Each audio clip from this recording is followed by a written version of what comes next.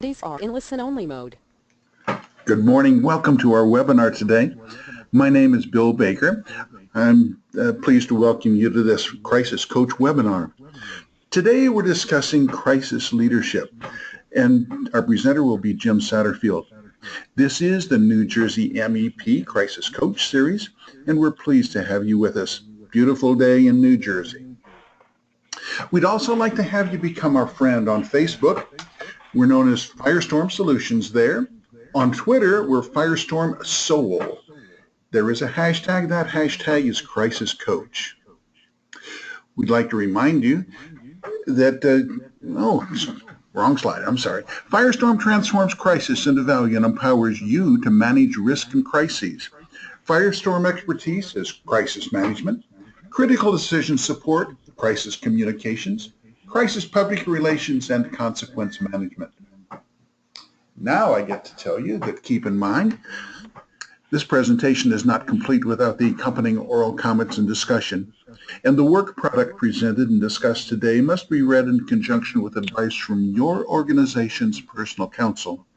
In addition, do not interpret this information as legal advice or legal opinion. As I mentioned, the webinar series is underwritten by the New Jersey Manufacturers Exemption Program. This is the 10th in the 2016 Crisis Coach webinar series. You can go to firestorm.com, watch past webinars, and register for future webinars.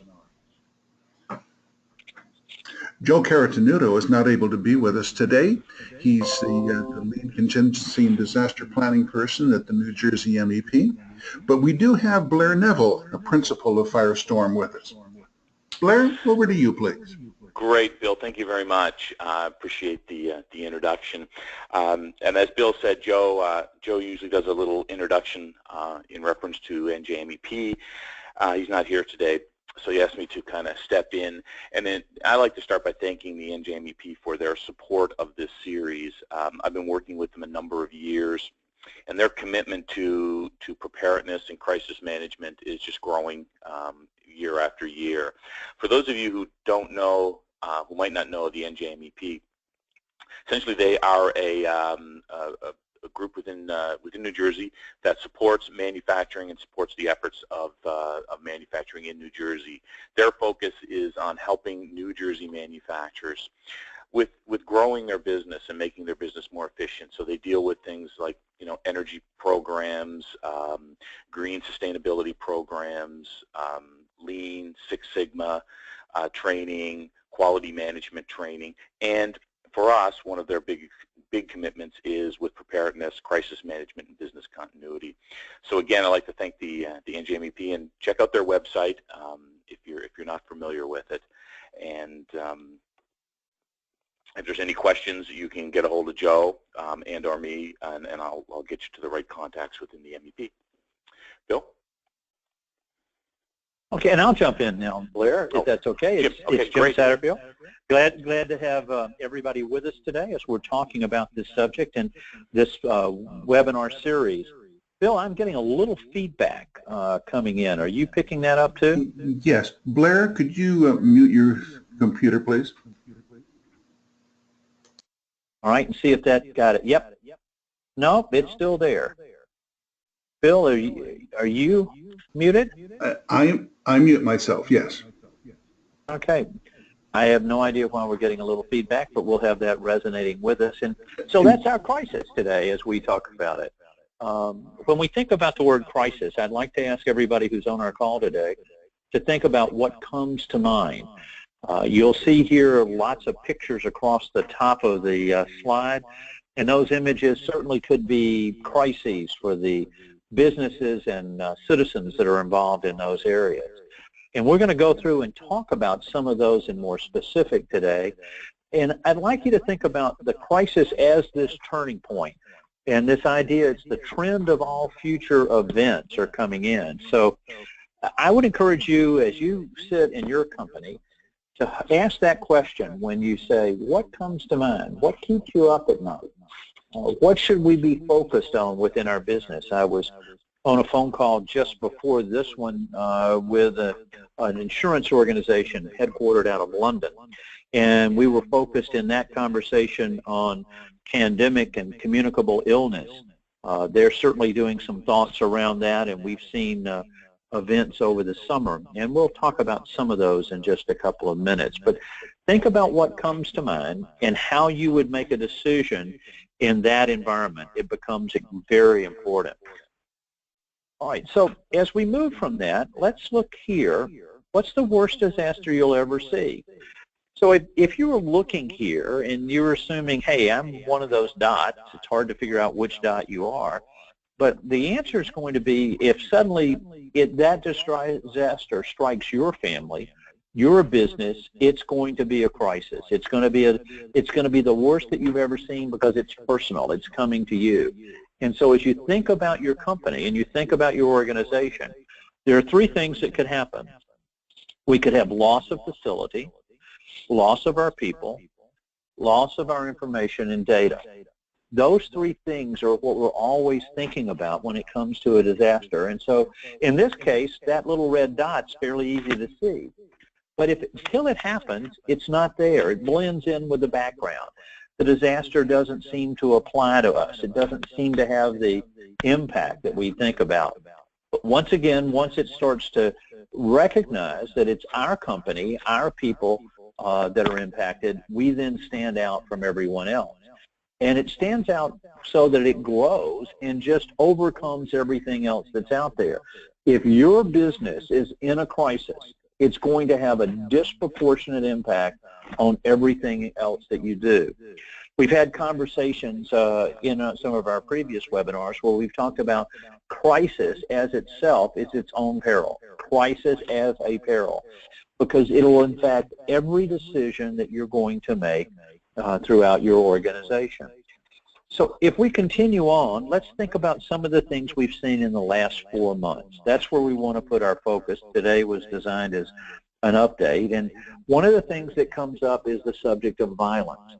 Thinking about how that could impact and what we've seen over the summer.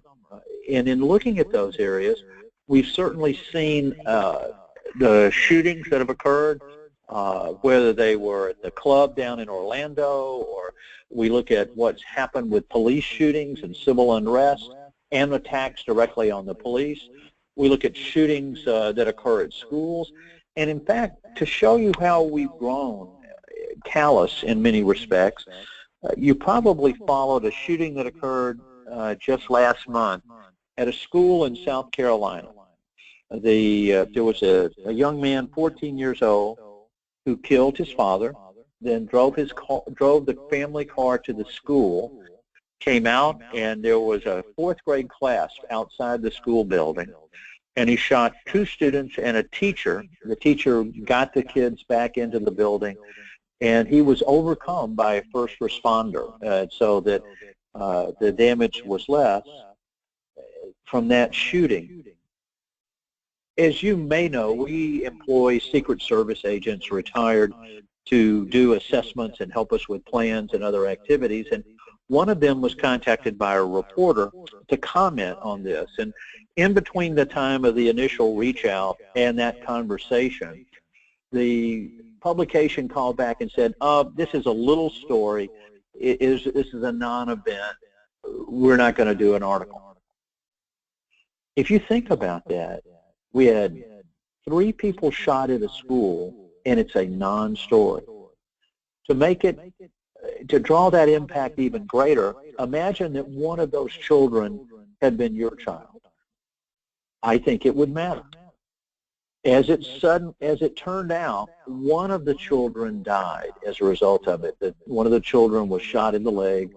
The injury was to an artery and ultimately died. How can you say that wouldn't matter? So when you think about violence, it's something that's impacting us everywhere. We've seen terrorism. In New York and New Jersey, we had the bombs being planted. We've had solo terrorists striking. In the state of Washington, we had the individual who went into Macy's and started shooting people with a high-powered weapon in a cosmetics counter at a local Macy's in a mall. In Minneapolis, we had an individual who had a knife and was stabbing people. So it doesn't have to be a gun. It's a violence. Both of those could be viewed as terrorism associated with it. The clowns, you may not have thought about clowns and terrorism, but it's been a plague that's been hitting our schools for the last several weeks with threats from clowns coming to the schools and with a sinister aspect. And there was one school district that we work with where there had been a posting, the clown was coming to these junior highs and asking the students what they wanted the clowns to do.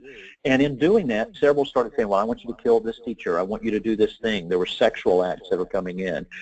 Violence is increasingly becoming a part of our culture. If we think about the elections this year and how people have been radicalized from one side to the other, if we think about civil unrest and the instability here. So these are certainly crises that have hit individual buildings, individual businesses, individual locations. It's an aspect of what would you do if these events came and started to impact your organization. That shark is out there. It's going to attack. It's designed to do it. It's an effective machine that would carry forward. But this is a significant factor facing all of us.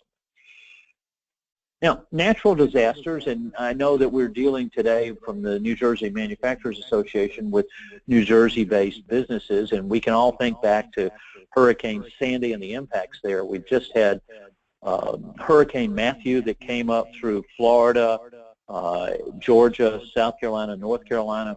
North Carolina is still dealing with the residual flooding where we have lakes and streams that are multiple feet over the maximum flood levels that they've seen in the past. But imagine for a minute that this was your house. Look at that house, sitting right on the rocks. There's steps down to the beach. In the bottom right-hand corner, you can see where the water is at that point. During a hurricane, the water comes up over the rocks. There could be a storm surge of 20 feet. Well, you can count the stories there, and that would say, well, gee, the first floor and the second floor would probably be submerged, and that house wouldn't even be there. So as you think about these things, it becomes very personal in that impact. Now, the change here is that as the coast of Georgia, this house is on St. Simon's Island, the storm remained at sea. It was some 50-plus miles out. In a hurricane, how close are you? Is that hurricane hitting you in New Jersey, or is it staying at sea? And then when does it hit? Does it hit at low tide? Does it hit at high tide? Those will change the impacts in coming in. But when we think about natural disasters, we could be dealing with an earthquake in California. There was another warning put out that it's not an if, it's a when that major earthquake is going to come. And looking at some of the minor quakes that have been recorded there. Now, you're going to say, well, wait a minute, Jim, I'm sitting here in New Jersey. Why am I concerned about an earthquake in California? Do you have suppliers in California? Do you have customers in California? How is that going to disrupt your business and your supply chain as those events will start to occur?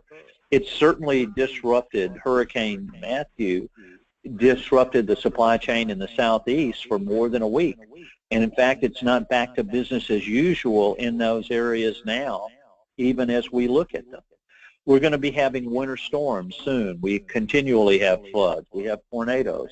In America, there are tornadoes in every single month.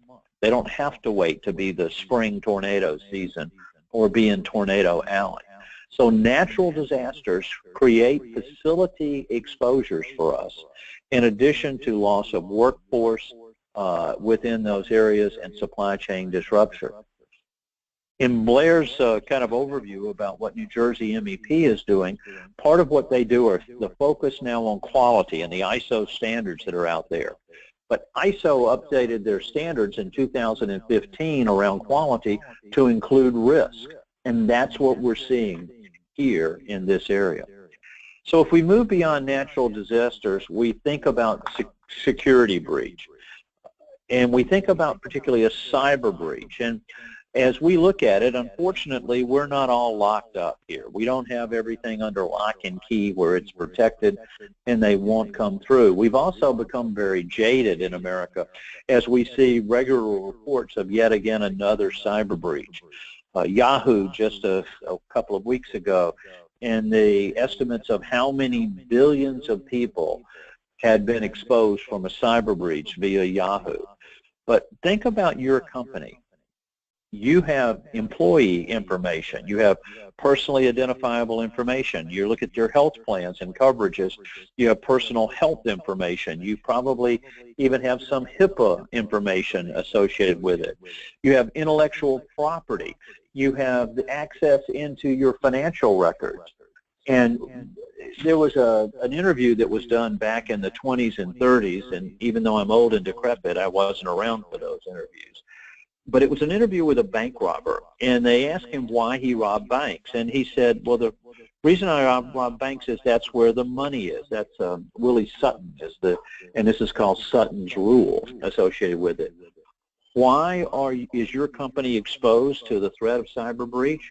Is its potential source of money, whether it's ransomware, that the bad guys come in and try to keep you from accessing your information, to getting into your financial information that would route these things to other locations, so that maybe a wire transfer could suddenly go to someone else as you pay your bills. But the common element of exposure here isn't a failure in your IT department. It's a failure with the person sitting in the chair. The acronym here is PICNIC. Problem in chair, not in computer. It's the human error associated with this that's creating the exposure factor that's going to be the problem or the concern associated with it. So we have to be prepared to deal with that and training our people. Yes.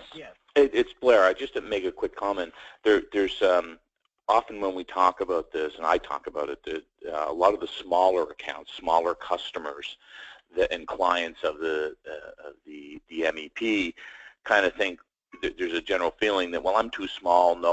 Why would they want to hack me? You know, I'm a manufacturing company. I don't have a lot of data. And the reality is, you tend to be in the smaller accounts tend to be prime targets, not because you have information, but it's a way into your larger accounts. And you have connectivity with your customers and your vendors. And a lot of times you might have their logos on your websites because you're proud of that relationship. But also that makes you a target that I want to get to that larger account, and I can do that through the smaller company. So you're being, just because you're small doesn't mean there isn't somebody that has a focus on you as an account, a potential account. And I think that's a great point, Blair, as you focus on this. If you look at the breaches that we've seen, the Target breaches, the Home Depots, we dealt with a supermarket chain. It was their suppliers that provided the access path for the cyber breach to occur. If you're in this business, you're going to find increasing pressure from your major accounts for verification that you put these programs in place. This is an increasing exposure affecting all businesses regardless of size. Again, going back to that chart where we had the red dot, until it's your business, it's not a problem. Once it happens to you, it's going to overwhelm everything else that occurs. If we move beyond cyber breach, we talk about brand impact. Think about the things you've seen in just the last few weeks. Wells Fargo fired 5,300 employees for opening millions of accounts for customers who are completely unaware of them. As a result of it, they receive bonuses, promotions, other activities, and then subsequently now fines in the hundreds of millions of dollars from regulators in the marketplace because of what they did. Certainly the CEO came out and said, well, it's not our culture. Well, it's hard to believe that 5,300 people could do something and that no one else was aware of it. So it was a part of their culture. It did come in and demonstrate that and cause a lack of credibility in the marketplace and has certainly impacted their company. Think about Samsung and the Galaxy 7 phones that suddenly burst into flames. I don't know if you saw last week there was a plane in South Carolina. Before it took off, the phone exploded and melted through the floor of the plane, and they had to evacuate everyone off the plane. Imagine if that had happened when the plane was in flight, what the catastrophic loss would be. Subsequently, Samsung has quit making that phone. They've called for a recall of all of those phones with a full refund. The financial impact on that is huge on that particular company. Simultaneously, Samsung had a transportation company that was bringing their products to the West Coast for the Christmas season that went into bankruptcy, and so the ships turned around and sailed back to where they were from, and so their televisions and other electronics products weren't delivered to the West Coast to be ready for Christmas. What's going to be the impact on them as a result of that? Up in the other left-hand corner, you see candidates. Look at the comments that are being said in the debates and in the ads, and the brand impact of what does this mean and how things become so polarized. So brand and reputation impact will have a long-term change in direction for most corporations if they find themselves in a crisis. The other one that I wanted to mention was communicable illness. We had the Zika that came in this summer, was certainly a major disruption for tourism and restaurant businesses in the Florida area, particularly Miami was impacted.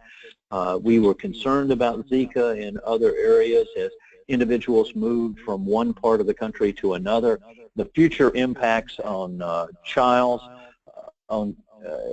as those children, because there could be brain damage associated with it that would last for the life of the child afterwards. Certainly a significant exposure. Now, New Jersey, Zika was not a factor in your workforce because the mosquitoes that carried it were not north of Washington, D.C. this year. Next year might be a different story. We also have the seasonal flu that's coming in, so it doesn't have to be something of a severity level of a pandemic or an exposure to get it. Any disruption in the workforce, communicable illness will cause that impact.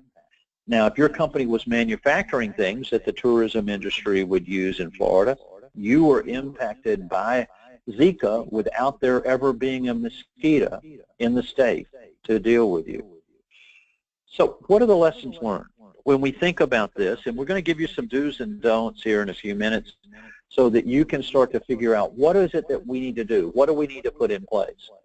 But if you look below the lessons there, the first is that a crisis is not business as usual, it's business as unusual. It's a different factor. Most everything you learn initially is wrong. You're going to be forced to make decisions on wrong or incomplete information. It's not going to be your traditional area that you have the metrics and information to make the critical decisions that you need to make.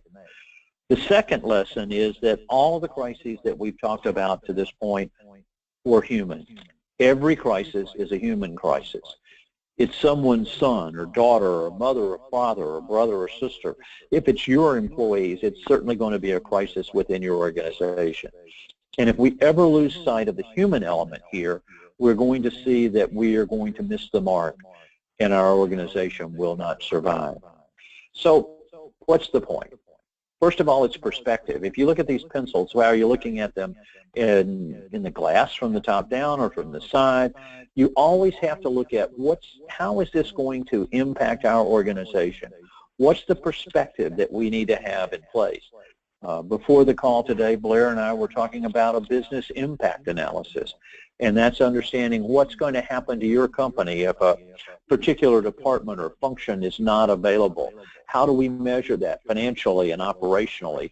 What do we need to do to be prepared to get that department back functioning? And then the last word there, personal, that all of these things are going to be personal, back to the employees, back to that human element.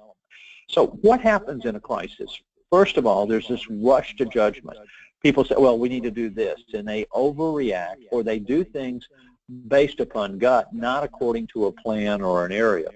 So what we would encourage you to do is to stop. You're going to find increased visibility in a crisis. You're going to be under a microscope with what's being said about your organization and your function. And so we use as best practice the word stop. And I would like you to take that as a takeaway today to think about it. The first thing you need to do is to stabilize the situation. Slow down. If it's an emergency, we have your emergency operations plan, evacuation, or protecting life and health. You're going to be under pressure. Someone's going to come forward and say, we need to get a statement out. We have to say we did everything right. You may find that you didn't do everything right.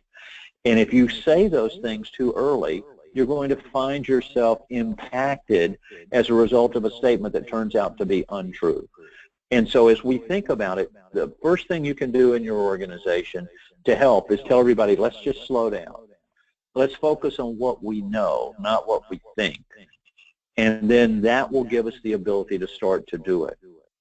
Second, trigger the appropriate responses.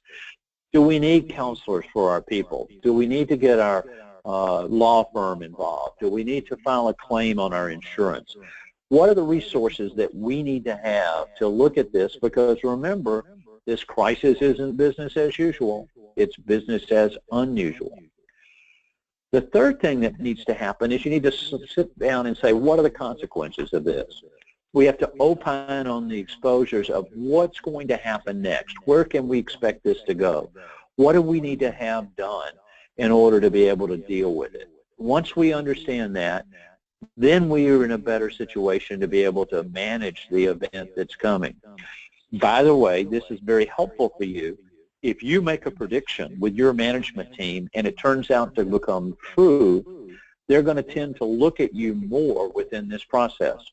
When Firestorm comes in, an initial crisis, this is one of the first areas that we're looking at to help everybody to understand the consequences. The last is to prevent common mistakes. We see the same errors repeated over and over across multiple companies in a crisis, and it actually makes it much worse. We're going to talk about these four things in a little bit more depth, and we're going to give you a list of things to do and a list of things not to do as we come in. So let's look at this first one. And that's the idea of slowing it down and stabilize. And you see here a picture with a bunch of buttons on it and the word up. So if I said button up or button your lip, that would be the first thing that we want you to do. We do not want you making statements early in a crisis. Remember, everything you know is wrong. You're basing information on wrong information. You're going to have someone come forward and say, we've got to get our position out. We have to frame this issue. The first thing we would encourage you to do is not to have that communications going out. Get the information before you speak. This is that slow down and stop. We'll give you some specific cues on what you can say in just a moment. Second, what are the tools? What are the resources that we need to get in? You got to get all your marbles in place.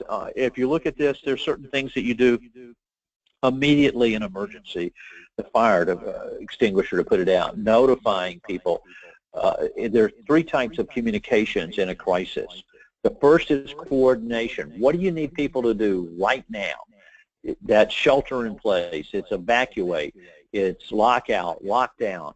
Having that information done. Getting the fire department, if it's a fire, ringing and bringing those elements in. The second type of communication deals with the crisis itself, the brand and reputation impact. And the last form of communication is around compliance. There are certain notifications that need to be made. Cyber breach is a good example of you're required to share that information. So what are the tools and your resources? Who's your law firm that has experience in this area? Who could come in and do counseling? Is there an alternative source that we can go to for these other areas? And lastly, what's next? What are the consequences? That's that opine part of STOP, S-T-O-P. As we think about it, can you identify what the next crisis will be and what we tell everybody, the next crisis is going to be how you respond to this one. If you don't handle it correctly, if you say the wrong thing, it's going to generate its own energy around it and create a significant problem. Let's give you a list of things to do and don't do, and I would encourage you to think about these in your crisis. The first is, who's going to be in charge? Every crisis needs a general. In many cases, Firestorm provides that role for our clients in helping them. Is it going to be your CEO? Is it your plant manager? Is it a board member? There must be clear direction, and you don't need 3 people vying for this leadership role. Somebody has to lead your crisis management team. When somebody's saying we've got to communicate, you need to tell them to stop. Focus on why. Before you have any communications, you want to ask the question, why do we want to communicate? And I want you to do that 5 times. When somebody says we need to communicate, you go, why? And then I give you an answer. Then you go, why? And then you do it again and again and again. If you go through that 5 times and the answers are good, then you should communicate. If they don't have a good answer on why to communicate, you shouldn't. And you all need to focus on why media. You know how to communicate with your stakeholders directly. You know how to reach your employees, your customers, your vendors, your shareholders. You want to communicate directly to them. You do not communicate through the media, and we'll emphasize that a couple of times in our remaining portion of the webinar. Most of what you learn in the first 24 hours is going to be wrong, so that you want to understand that, and everyone needs to. If you get a call from the media, you want to document who called, what's their affiliation, what's their contact information, but don't return those calls. There is no advantage for you to talk to the media at this point in time. Make sure that all your employees know that they're not the spokesperson. There's a phrase, I'm not an authorized spokesperson for the company. I'd be happy to take your information and pass it on. They're going to tell you, by the way, that they have a deadline. It's 5 o'clock. If they don't hear from you, they're going to run with the story without you. Let them. Anticipate in the event of injuries, fatalities, or a criminal act that first responders are going to take control of your location. You own your company up until the moment one of those things occurs. Then the police or the fire are going to take control. They're going to control what occurs on your property at that site. And by doing that, you need to determine who's going to interface with those first responders. You don't want it to be the person that's heading the crisis management team, because they have to be over here in dealing with making the decisions. But somebody has to be that interface point. You should have home bases and message maps. Home bases are the things that you go to in the middle of a crisis. Write down these 3, and we've shared with you before, but let's do it one more time. The 3 home bases that you can use in any crisis are, number 1, that you'll not be defined by the event. Number 2, that you'll invent the future. And number 3, that you will embrace the families. Whatever bad thing has happened, it's not what your company or your business is about. You then would look and see, what is your mission? What are you about? That's going to define who you are, not this crisis that's occurred. Number 2, what are you doing to make sure that this won't happen again? You can talk about the future. You do not want to talk about what occurred in the problem. You want to talk about the future. And number 3, you want to talk about the people that were hurt, the people that were injured, embracing the families, and that's where your focus is at this point in time. Those 3 messages sound much better than no comment, and they are phenomenally better than saying something that later turns out to be wrong. You need to monitor social media. If today, when people know things, they go on social media. They're posting videos, they're posting comments, they're putting those things out. The term of art here is called open source intelligence.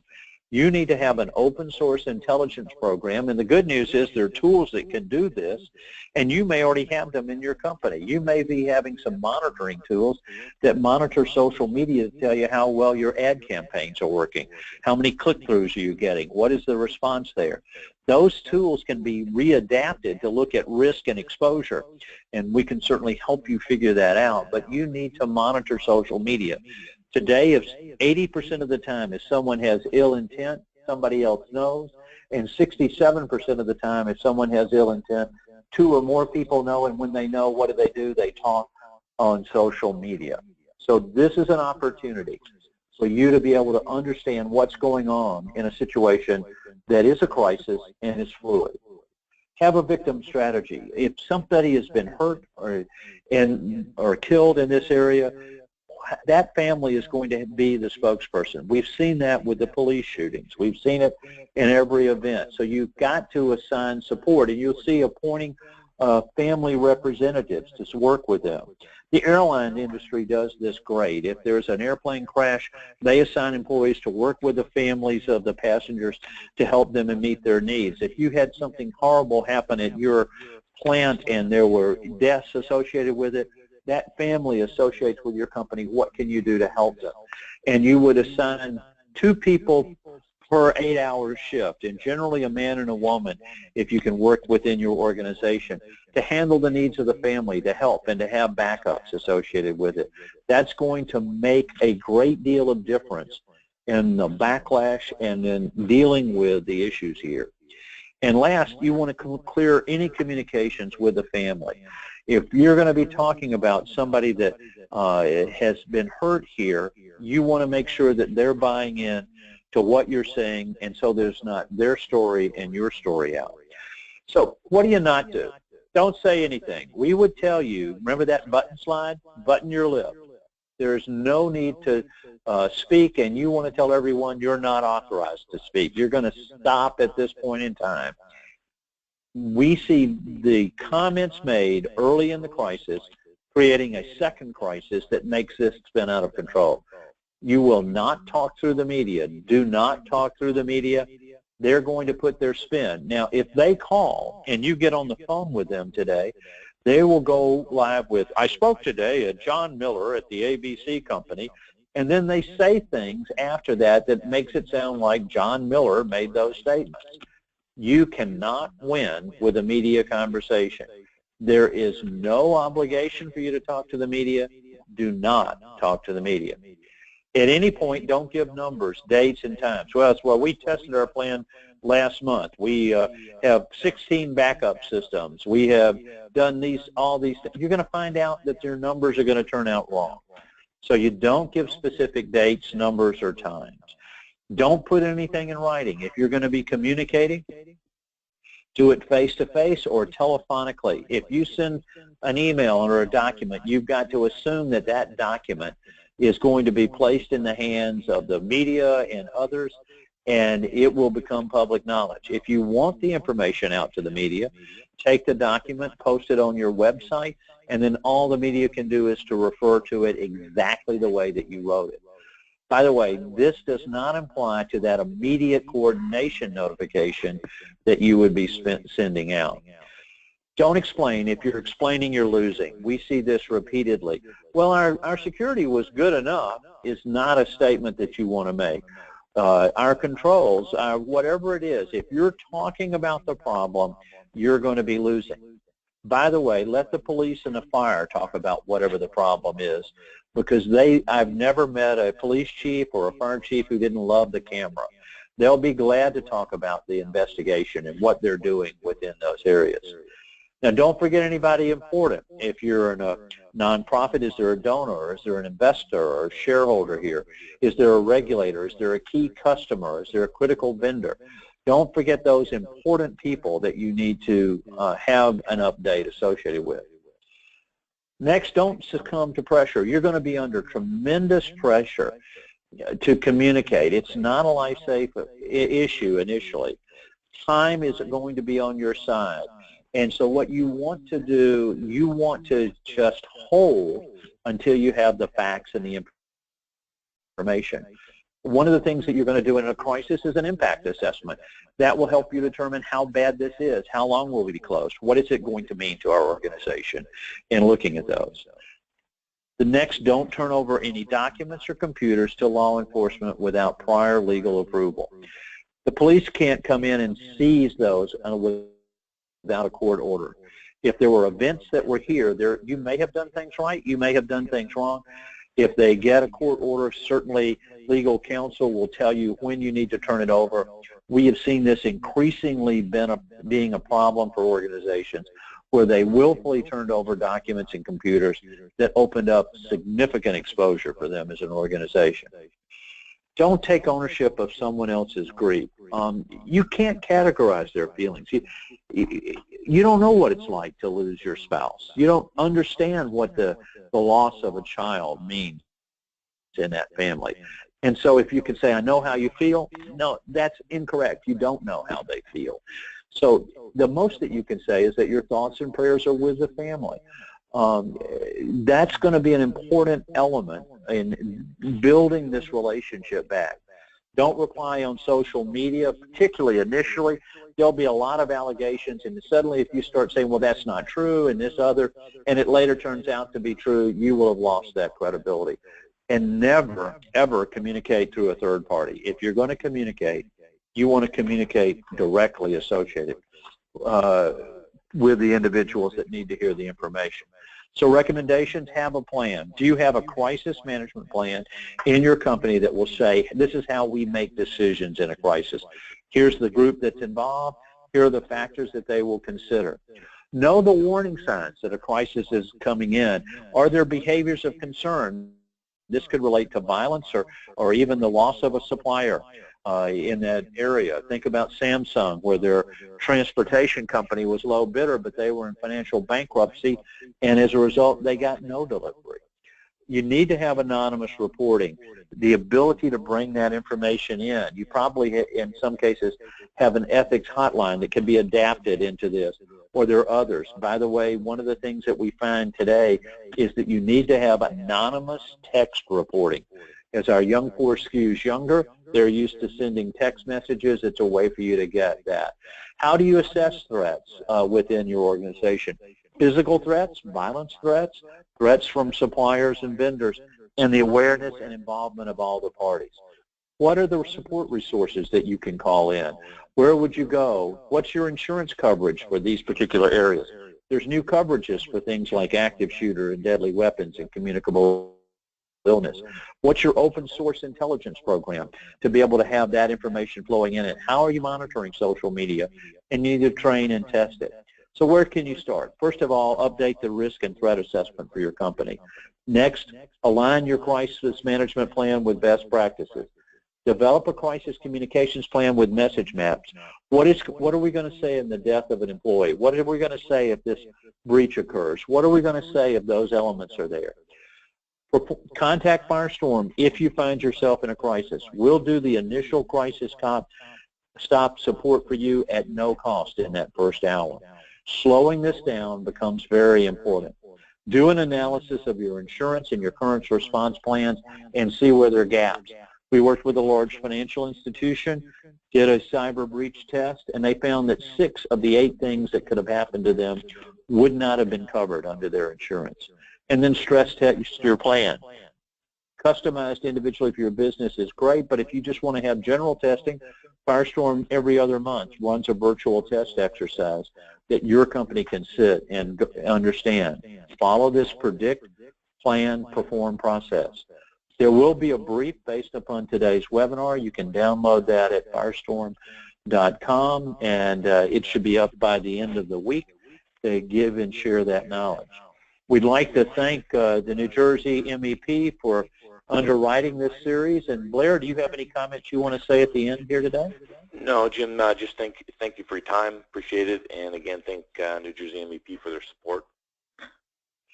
Well, and we do, and we appreciate this relationship now has been going on for a number of years, and these webinars are recorded and are available on demand so that you can go back and look at building those areas.